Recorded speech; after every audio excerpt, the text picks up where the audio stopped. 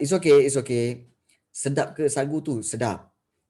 Sagu tu sedap. Kalau katakan kamu campurkan sagu tu biasanya dibuat untuk ni tahu, untuk buat kuih. So kalau masukkan sagu dia akan jadi manis dan juga sedap lah. Dia sedap. Okay.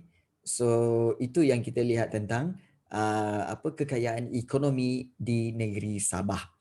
Okay. Baik. Kita lihat di sini ya. Sabah sebelum penguasaan SBUB di mana kalau kita lihat okey terdapat dua pulau iaitu Pulau Balambangan dan Pulau Labuan. Ini adalah dua pulau yang merupakan kawasan yang telah dimiliki oleh British sebelum SBUB bertapak di Sabah, iaitu pada Pulau Balambangan pada tahun 1793 Alexander Dalrymple mengadakan perjanjian dengan Kesultanan Sulu. Beliau berjaya mengibarkan bendera British di Pulau Balambangan menandakan pulau itu milik British. Namun begitu, penempatan British di Pulau Balambangan ini menghadapi masalah apabila diserang oleh Lanon. Menghadapi masalah serangan-serangan Lanon, jadi British tinggalkan Pulau Balambangan itu pada November 1805. Di manakah Pulau Balambangan itu? Kalau kita lihat di sini, iaitu Pulau Balambangan itu terletak di atas ini, iaitu di atas ini ya. Ini Pulau Balambangan. Pulau Balambangan ini jadi penempatan British, tetapi oleh kerana banyak berlaku Lanon, maka British tinggalkan pulau tu. Kemudian satu lagi pulau iaitu Pulau Labuan, di mana kita lihat James Brooke, iaitu orang yang sama James Brooke daripada Sarawak itu ya, berusaha meluaskan daerah kekuasaannya dengan mengadakan perjanjian dengan Sultan Brunei berhubung dengan Pulau Labuan. So melalui perjanjian 18 Disember 1846, Sultan Brunei telah serahkan Labuan kepada British. So British bertanggungjawab menumpaskan Lanon di Pulau Labuan dan melindungi kegiatan perdagangan di situ. Inilah dia, James Brooke dilantik sebagai gubernur pertama di Pulau Labuan. James Brooke lagi. Nak buat macam mana? Okey. SBUB, pertapakan SBUB di Sabah. Di mana kalau kita lihat, okey, apa yang berlaku sebenarnya adalah satu rantaian cerita ya. Sebenarnya begini. Mula-mula sebelum ada SBUB, seorang pedagang Inggeris bernama Charles Lee Moses menyewa Sabah, sewa Sabah daripada Sultan Brunei selama 10 tahun. Okey, Sabah tu asalnya adalah kita kata kepunyaan Kesultanan Brunei. So Charles Lee Moses ni sewa tanah di Sabah selama 10 tahun. Okey, tetapi tak sampai 10 tahun kemudian Moses, ataupun Charles Lee Moses ini telah menjual haknya kepada dua orang, iaitu J.W. Torrey dan juga T.B. Harris, dan menjadikan Kimanis ini sebagai pusat perdagangan. Kimanis ni nama tempat. Ya, Kimanis ni nama tempat di Sabah dan telah dijadikan pusat perdagangan oleh J.W. Torrey yang dalam gambar ni dan juga T.B. Harris. Kedua-duanya lah. So pada tahun 1878, kemudian muncullah watak yang seterusnya iaitu Alfred dan Edward Dent. Dia ni dua beradik tau. Alfred Dent dengan Edward Dent telah memajak pantai timur Sabah daripada Sultan Sulu. Memajak ni maknanya macam menyewa jugalah. Menyewa juga untuk kegunaan pertanian, pajak kawasan pantai timur Sabah daripada Sultan Sulu. So kemudian kalau kita lihat Baron Gustavus von Overbeck bekerjasama dengan Alfred dan Edward Dent untuk memajukan Sabah. Ini sebelah itulah Baron Gustavus von Overbeck. Dan akhirnya J.W. Torrey tadi salah seorang itu telah menjual hak kepada syarikat itu ya kepada Baron Gustavus von Overbeck, dan pada Julai 1881 Alfred Dent dan adiknya menubuhkan British North Borneo Provisional Association Limited. Okey, iaitu kita kata sebagai sebuah syarikat ya. Sebuah syarikat dan ianya dipanggil SBUB lah. Dan mendapat status piagam pada 1 November 1881. Okey, ada yang bertanya. Ada yang bertanya iaitu, cikgu, siapa bagi sewa Sabah? Okey. Boleh? Boleh, memang boleh. Boleh sewa ya. Sabah bagi siapa bagi sewa Sabah iaitu Sultan. Okey, Sultan iaitu Sultan Brunei bagi sewa kepada Charles Lee Moses dan juga okey ya dengan harga lah, ada harga dia lah. Ada harga dia. Tidak dimentionkan kat sini berapa harga dia. Okey, tetapi dia menyewa. Ya ibarat sewa rumah orang tanpa izin sebenarnya. Tapi sebenarnya dengan izin Sultan. Sultan menerima bayaran tu. Okey, kita tengok balik ya. Okey, kita tengok balik sebenarnya apa yang berlaku. Okey, kalau kita lihat di sini, okey, baik. Charles Lee Moses sewa Sabah daripada Sultan Brunei. Kalau kita lihat di sini ya, sewa Sabah Charles Lee Moses ni. Kemudian dia telah jual haknya kepada JW Torre dan juga TB Harris. Itu yang Sabah di kawasan milik Brunei tau. Milik Brunei. Yang milik Brunei sebelah pantai barat tu. Okey. Kemudian muncul dua orang lagi iaitu Alfred dan juga Edward Dan. Dia pula memajak atau menyewa pantai timur Sabah sebelah sini. Dan yang kita tahu sebelah sini pula okey adalah kepunyaan Sultan Sulu. Baik. Kemudian Baron Gustavus von Overbeck kerja dengan Alfred dan Edward Dan ni yang di kawasan Sulu ni. Kawasan Sabah di kawasan Sulu tu bekerja dengan Alfred dan Edward Dan. Okey. Baik. Kisah kat sini pula JW Torre tadi yang ada memiliki tanah dekat pantai barat ni kan. Dia telah jual haknya ini kepada Baron Gustavus von Overbeck yang ada di sebelah ni. So, kalau kita lihat yang di sini pula Alfred Dan dengan adiknya ini telah tubuhkan British North Borneo Provisional Association Limited dan mendapat status piagam pada 1 November 1881. Status piagam. Piagam ni maksudnya adalah status syarikat sendiri yang ada undang-undang tersendiri. Ada undang-undang tersendiri. Dan pada tahun 1888, Borneo Utara menjadi negeri naungan British. So SBUB telah memerintah Borneo Utara hingga tahun 1942. Nampak tak? Kalau kita lihat di sini, itulah yang berlaku. Itulah yang berlaku. C.L. Moses jual haknya kepada JW Torre dan T.B. Harris. Kemudian di sebelah sini pula Alfred Dan dan Edward Dan menyewa daripada Sultan Sulu. Gustavus, watak seterusnya Gustavus von Overbeck tolong bekerjasama dengan Alfred dan Edward Dan. Kemudian JW Torre tadi yang dekat sini tu telah jual haknya kepada Baron Gustavus von Overbeck.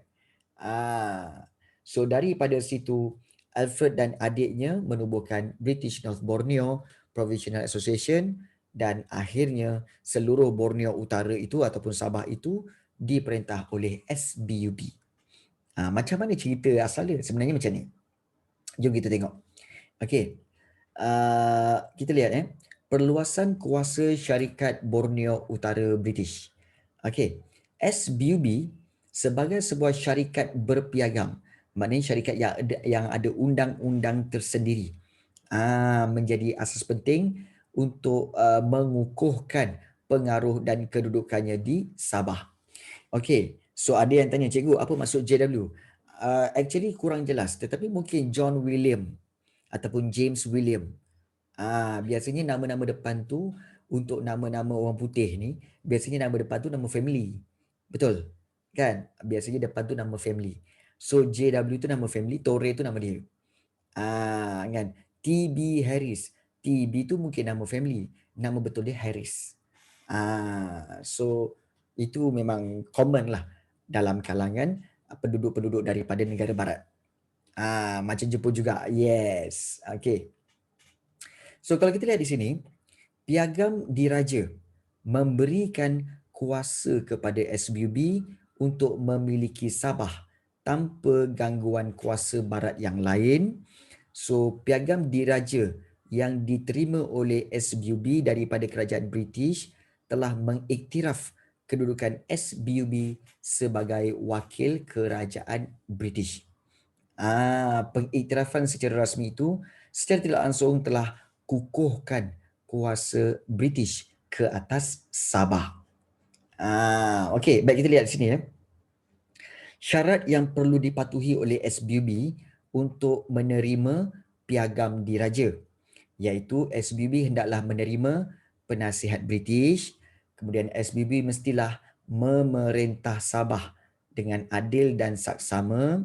SBUB harus melantik pegawai tadbir daripada pegawai yang diakui oleh British. SBUB tidak dibenarkan menyerahkan Sabah kepada pihak lain tanpa kebenaran British, dan SBUB hendaklah memelihara adat resam, agama dan undang-undang penduduk tempatan. Sebenarnya kalau kita nak faham sebenarnya daripada kes J.W. Torre tadi, Alfred Dan, Edward Dan dan juga Baron Gustavus von Overbeck kan, mereka telah tubuhkan Borneo North British North Borneo Provisional Association ataupun SBUB tu. Mereka nak memerintah Sabah, tetapi nak memerintah Sabah tu mereka kenalah ada satu kuasa yang diiktiraf.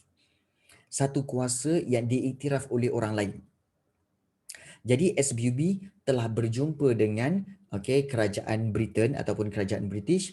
Kerajaan British kata apa? Boleh, kami boleh berikan kuasa kepada kamu, iktiraf kamu SBUB sebagai pemerintah di Sabah. Tapi dengan syarat. Dengan syarat iaitu ini syarat-syarat dia. Syarat dia, SBUB pertama mestilah terima penasihat daripada kami, iaitu penasihat British. Yang kedua, Sabah SBUB mesti mentadbir Sabah dengan adil dan saksama. Yang kedua. Yang ketiga, SBUB haruslah melantik pegawai-pegawai tadbir dia daripada pegawai yang diakui oleh British. Yang keempat, SBUB tidak dibenarkan serahkan Sabah kepada pihak lain tanpa kebenaran British. Dan SBUB hendaklah memelihara adat resam, agama dan undang-undang penduduk-penduduk tempatan di Sabah. Jadi di sini kita boleh katakan bahawa bahawa sebenarnya secara tak langsung British telah berkuasa di Sabah melalui SBUB. Sebab bila SBUB setuju, SBUB kata apa? Okeylah, kami setuju dengan syarat-syarat ini. Maka Raja England telah menghadiahkan pengiktirafan itu dan menghadiahkan piagam diraja. This is the royal piagam. Royal piagam ini daripada kerajaan British kepada SBUB. Nah, kamu dalam piagam ini kamu telah diiktiraf sebagai wakil British di Sabah. Nampak tak? Jadi itulah yang dikatakan sebagai piagam diraja yang diberikan oleh kerajaan British kepada SBUB sebagai kebenaran untuk memerintah di Sabah. Boleh faham? Ke blur-blur lagi? Boleh faham boleh Lutfia. I see. Okey, bagus. Okey, kepada yang lain-lain kalau tak faham tanya jangan diam aje. Tak faham tanya. Okey, tak jelas tanya. Jangan berdiam diri. Okey. Baik. Kita lihat seterusnya. Baik, SBUB dia nak dapatkan Sabah ni untuk apa sebenarnya? Untuk apa sebenarnya?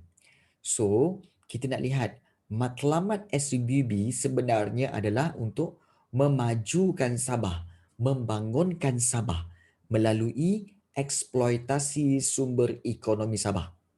Maknanya apa? Gunakan sehabis baik sumber-sumber ekonomi yang ada di Sabah dan kemudian melindungi hak masyarakat tempatan. Nampak tak? Sebenarnya kan kita pernah bincangkan bahawa sebenarnya British kalau saja-saja nak datang sini, nak saja-saja nak menakluk atau menjajah, Tak. Mesti ada sebab.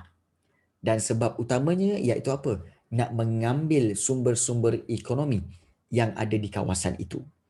Itulah yang berlaku di mana? Yang berlaku di Johor, yang berlaku di Melaka, yang berlaku di Tanah Melayu. Jadi mereka nak sumber ekonomi. So, melalui piagam diraja yang telah diberikan oleh kerajaan British, SBUB ada kuasa untuk mentadbir Sabah. Dan Sir Rutherford Alcock menjadi presiden dan Alfred Dan menjadi pengarah urusan. CEO lah, CEO. Kuasa sebenar syarikat ini terletak di tangan kalangan pemodal-pemodal di London. Dan di Sabah, sistem birokrasi ini diterajui oleh Gubernur. Maknanya sistem pentadbiran SBUB di Sabah diketuai oleh seorang Gubernur. Dan Gubernur pertamanya adalah William Hood Treacher yang memerintah daripada tahun 1881 hingga 1887. So, SBUB memerintah Sabah dengan cara apa? Dengan cara Gubernur. Dengan cara Gubernur. So itulah yang berlaku di Sabah. Baik. Itu cara bagaimana Sabah dimiliki oleh SBUB satu demi satu. Kita dah nampak dia pertapakan SBUB di Sabah. Very simple sebenarnya. Penentangan pun tak banyak. Nanti kita tengok. Penentangan pun tak banyak sebenarnya. Kita lihat bentuk pentadbiran barat di Sarawak dan Sabah. Kali ini bagaimana barat memerintah di Sarawak dan Sabah. Mereka buat berbanyak-banyak peringkat. Antaranya kalau kita lihat iaitu membahagi-bahagikan wilayah, mengekalkan pembesar tempatan. Kemudian pentadbiran berhierarki, maknanya bertingkat-tingkat. Pentadbiran berasaskan kaum dan pengenalan sistem perundangan. Okey, kita lihat dulu yang satu, pembahagian wilayah. Okey, untuk di Sarawak kalau kita lihat pada peringkat awal Raja Brooke telah bahagikan Sarawak kepada 3 bahagian. Nampak tak ni? Yang ini dah ada berapa ni? Dah ada 5 bahagian. Sebenarnya mula-mula dulu 3 bahagian dulu. Pada tahun 1885 dan 1890, Charles Brooke menambahkan 2 bahagian menjadi 5 bahagian di Sarawak. Dan setiap bahagian itu akan dipecahkan kepada daerah dan juga kampung, dan sempadan kawasan menjadi asas pemilikan dan kekuasaan dinasti Brooke. So kalau kita lihat di sini, yang dikatakan 5 bahagian Sarawak inilah dia. Ini adalah bahagian pertama. Kalau kita lihat bahagian pertama Sarawak, ini bahagian pertama. Dia kawasan Kuching semua tu. Kemudian yang bawah ni bahagian kedua. Kemudian yang besar ni adalah bahagian yang ketiga, dan di atas ini adalah bahagian yang keempat. Dan di atas kecil ini adalah bahagian yang kelima. So ada 5 bahagian Sarawak. 5 bahagian 5 bahagian wilayah Sarawak. Dan inilah dia. Bahagian pertama Sungai Sarawak dan Sadong. Bahagian kedua Batang Lupar, Saribas, Kalaka dan Simanggang. Bahagian ketiga Sungai Rajang, Oya, Mukah, Bintulu dan Matu. Bahagian keempat Sungai Baram. Dan bahagian kelima Limbang, Terusan dan Lawas. So, cara pentadbiran di Sarawak adalah dengan membahagi-bahagikan kawasan kepada 5 bahagian. Itu dipanggil pembahagian wilayah. Yang kedua iaitu pengekalan pembesar-pembesar tempatan, di mana pembesar-pembesar tempatan dikekalkan. So penglibatan pembesar tempatan dalam sistem pentadbiran atas dasar amanah bagi mengatasi masalah kekurangan pegawai Eropah. So penglibatan golongan datu seperti Datu Patinggi, Datu Bandar, Datu Temenggung, dan juga pengenalan 2 jawatan baru iaitu Datuk Imam dan juga Datuk Hakim. Ini adalah datu-datu yang memerintah di kawasan-kawasan tempatan. Semasa pemerintahan Charles Vannerbroek ya, kalau kita lihat, beberapa gelaran diwujudkan seperti Datuk Menteri, Datuk Pahlawan, Datuk Bentara dan juga Datuk Amar. Pembesar diberikan gaji dan membantu pentadbiran tetapi tidak dibenarkan mengutip cukai. Tak dibenarkan untuk mengutip cukai ya. Pemerintahan dinasti Brooke masih mengekalkan undang-undang tempatan dan adat yang tidak bercanggah dengan sistem barat. So maknanya kalau di Sarawak ni suku kaum Iban, Murut, Bidayuh semua tu mereka masih kekalkan undang-undang mereka di suku kaum itu. So Brooke tak kacau. Ini kebaikan. Ini kita kata sebagai satu contoh kita kata betapa memahaminya dinasti Brooke ini terhadap masalah-masalah suku kaum tempatan ini. Dia biarkan suku kaum tempatan ini menggunakan undang masing-masing. Itu bagus. Itu bagus. Okey. Baik. Kemudian yang ketiga. Yang pertama, pengukuhan kuasa dengan pembahagian wilayah. Kemudian juga yang kedua, pengekalan pembesar-pembesar tempatan tadi. Yang ketiga, pentadbiran yang berhierarki. Hierarki ni maknanya bertingkat-tingkat. Orang Negeri Sembilan kata apa? Bertingkat-tingkat. Inilah dia. Raja Brooke, kalau kita lihat yang dikatakan sebagai Raja Putih mengetuai pentadbiran dibantu oleh Majlis Tertinggi dan Majlis Negeri. Residen mengetuai pentadbiran peringkat bahagian yang terdiri daripada Kuching, Simanggang, Sibu, Marudu dan Lawas. So residen yang mengetuai pentadbiran peringkat bahagian. Manakala setiap bahagian itu pula dibahagikan kepada daerah. Setiap bahagian ada daerah dia dan daerah itu diketuai oleh pegawai daerah dan pentadbiran peringkat kampung diketuai oleh penghulu yang menjadi ketua bagi satu atau beberapa buah kampung, dia menjadi ketua. So, kalau kita lihat di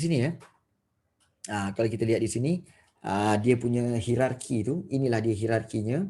Okey. Yang di sini raja. Raja tu siapa? Raja Brooke lah. Raja Putih Raja Brooke dibantu oleh Majlis Tertinggi dan juga Majlis Negeri. Okey. Kemudian residen akan mengetuai setiap bahagian. Manakala daerah akan diketuai oleh pegawai daerah dan manakala kampung diketuai oleh penghulu. Diketuai oleh penghulu. Ini organisasi pentadbiran Sarawak. Residen, bahagian, daerah dan juga kampung. So susun macam tu. Nampak? So begitu sistematik Baik, begitu sistematik. Okey. Kita lihat di sini. Pentadbiran berasaskan kaum. Baik, pentadbiran Brooke dia berasaskan kaum iaitu dinasti Brooke mengamalkan dasar pecah dan perintah. Pecahkan suku kaum ini dan perintah. Dari satu tempat perintahkan ke banyak tempat. Itu dasar pecah dan perintah.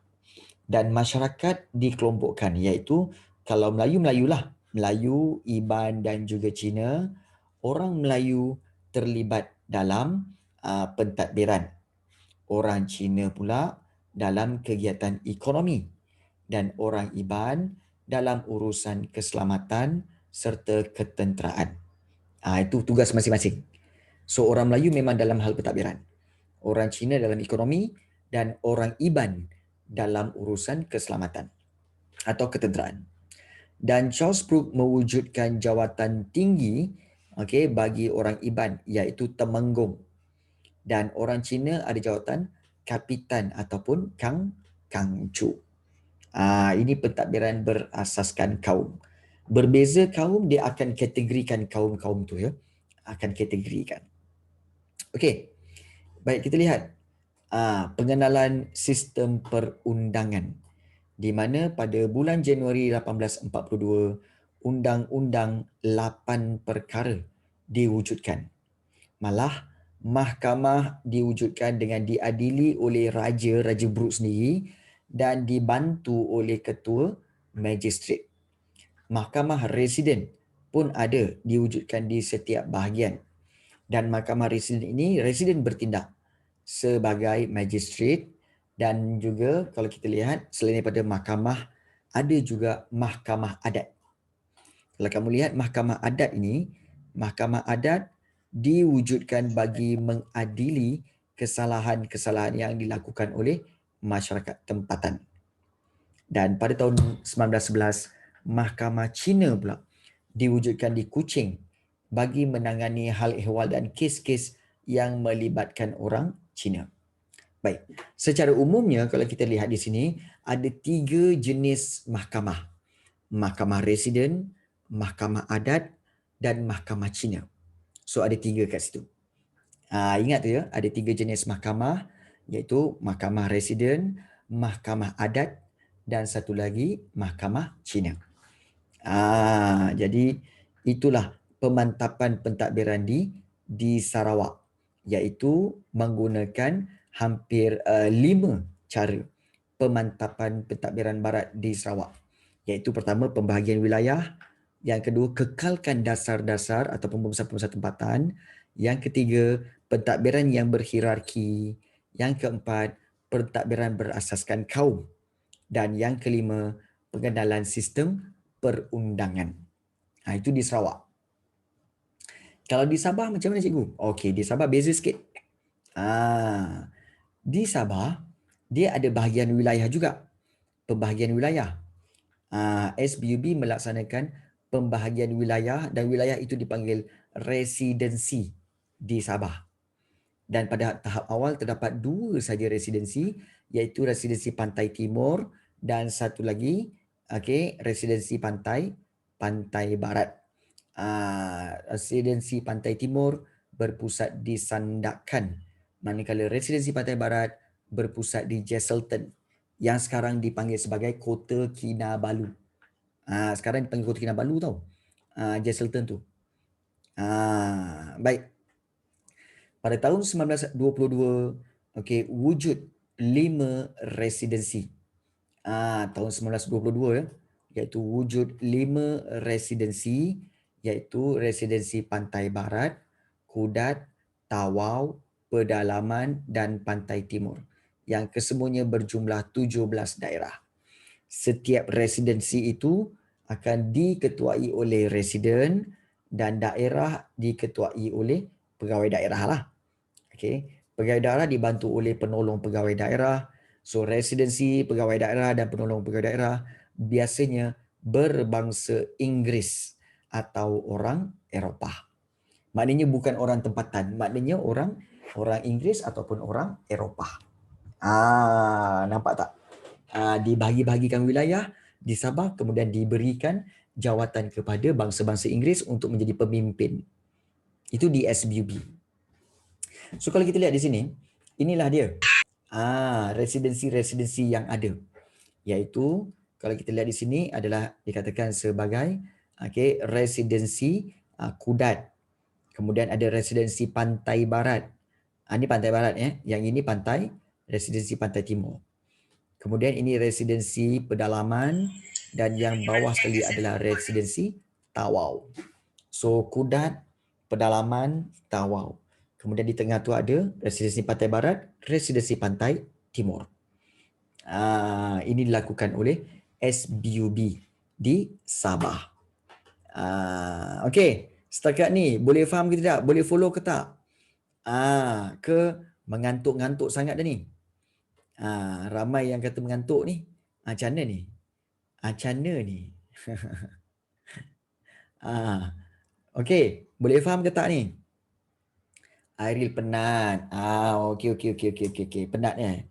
Kenapa penat Airil? Hari ni banyak kelas tambahan ke? Yang lain macam mana? Penat juga ke? Yang lain penat juga ke? Yes, Aras pun penat juga. Yang lain-lain penat sakit perut. Kenapa Airil sakit perut? Kan? Senggugut ke? Tak kan? Takkan segugut, salah makan. Oh. Tadi makan ramen, siapa suruh?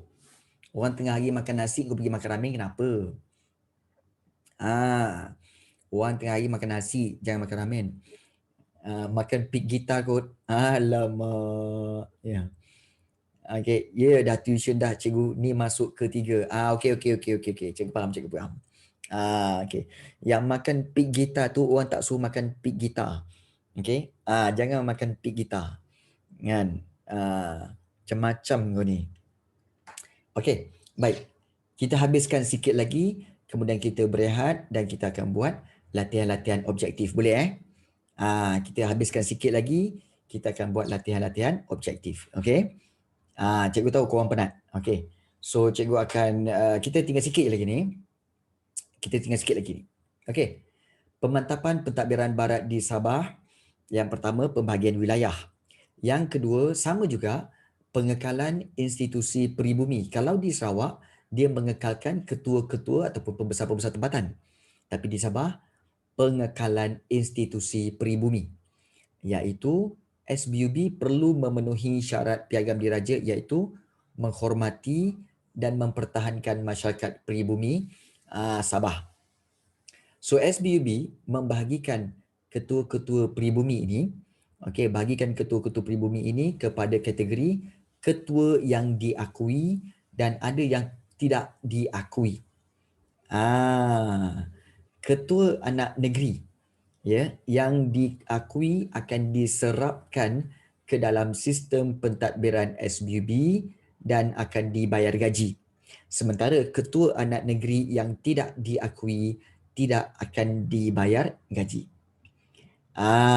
Institusi peribumi yang utama ialah ketua anak negeri, ketua kampung ataupun orang tua dan mahkamah anak negeri.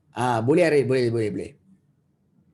Ketua anak negeri yang dibayar gaji, bertanggungjawab, ketua anak negeri dibayar gaji bertanggungjawab memelihara keamanan dan peraturan, mengutip cukai kepala dan mentadbir keadilan.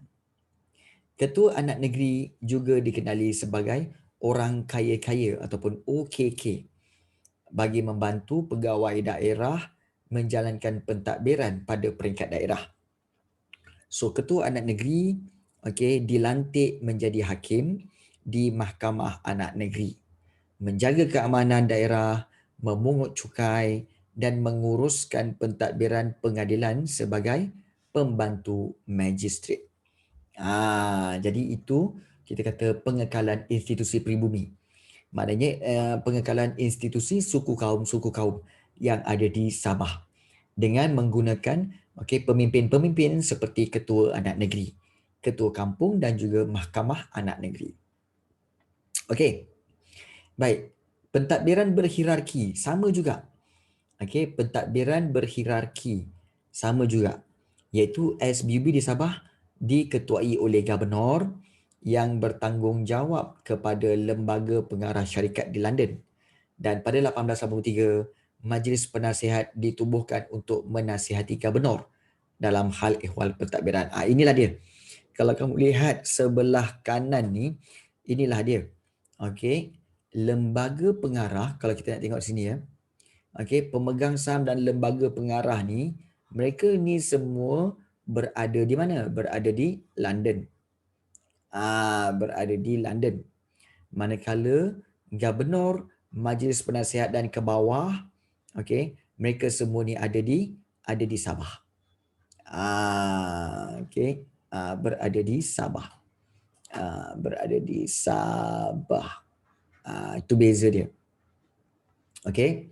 Berada di Sabah seperti Gubernur, Setiausaha Kerajaan, Ketua Jabatan, Residen, Pegawai Daerah, Ketua Anak Negeri dan Ketua Kampung. Dan juga adanya pentadbiran berasaskan kaum. Di mana kalau kita lihat, pentadbir dikenali sebagai penolong pegawai daerah. Pentadbir ini dan pentadbiran tempatan berasaskan peribumi, berasaskan suku kaum. So ketua-ketua etnik ataupun ketua-ketua suku kaum dipilih berdasarkan personality dan juga kepakaran ketua-ketua ini. Dan ini memberikan kesan kepada pentadbiran kerajaan peringkat tempatan. Ini gambar sebelah, iaitu gambar siapa ni? Gambar orang murut. Ya, orang murut di Sabah. Kemudian diperkenalkan sistem perundangan. Sistem perundangan menggunakan undang-undang barat dan undang-undang tempatan di mana penubuhan mahkamah magistrat dan mahkamah anak negeri. Di mana mahkamah magistrat akan menggunakan, kalau kita lihat mahkamah magistrat gunakan undang-undang barat. Okey, dan akan diadili oleh pegawai daerah. Manakala mahkamah anak negeri pula diadili oleh ketua anak negeri. Jawatan yang kita baru bincang tadi. Diadili oleh ketua anak negeri. Okey. Baik. So, dengan itu maka tamatlah pentadbiran barat di Sarawak dan Sabah. Tamatlah bab yang ke-5 ini. So, apa yang kita pelajari pada hari ini iaitu berkaitan dengan perluasan kuasa SBUB. Okey. So SBUB telah mendapat piagam British daripada piagam diraja daripada British, dan ada 5 syarat yang perlu dipatuhi oleh SBUB untuk dapat piagam diraja tu. Dah habis. SBUB kena terima penasihat British, memerintah Sabah dengan adil, okey, lantik pegawai tadbir daripada pegawai diakui British, tidak dibenarkan serah Sabah kepada pihak lain, dan memelihara adat resam. Okey. Dan kita lihat juga tentang bentuk-bentuk pentadbiran di Sarawak dan Sabah. Sama juga 5 ni ya. Pembahagian wilayah, pengekalan pembesar tempatan, pentadbiran berhierarki, pentadbiran berasaskan kaum, dan pengenalan sistem perundangan. Ini semua di Sarawak. Begitu juga kalau kita lihat di Sabah. Sabah pun sama juga. Pembahagian wilayah, pengekalan institusi peribumi, pentadbiran berhierarki, okey, dan pentadbiran berasaskan kaum, serta pengenalan sistem perundangan. Maka dengan itu tamatlah bab yang ke-5. Okey, tamatlah bab 5 ini, iaitu bab apa? Bab yang berkaitan dengan pentadbiran barat. Pentadbiran barat di mana iaitu di Sarawak dan Sabah. Habis dah bab 5 ini. Ada soalan nak tanya? Ada soalan nak tanya, silakan kalau nak tanya apa-apa. Ada soalan tak?